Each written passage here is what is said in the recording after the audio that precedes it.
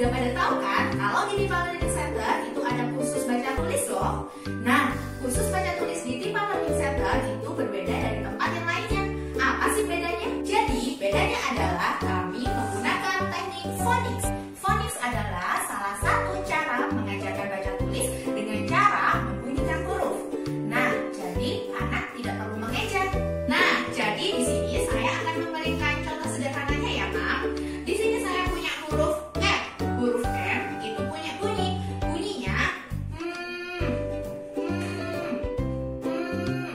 Ketika huruf M saya gabungkan dengan huruf A, jadi cara bacanya tahan bunyi huruf M di mulut, lalu bunyikan huruf di sebelahnya. Ma, ma, ma. Dibaca ma, dibaca ma, dibaca ma.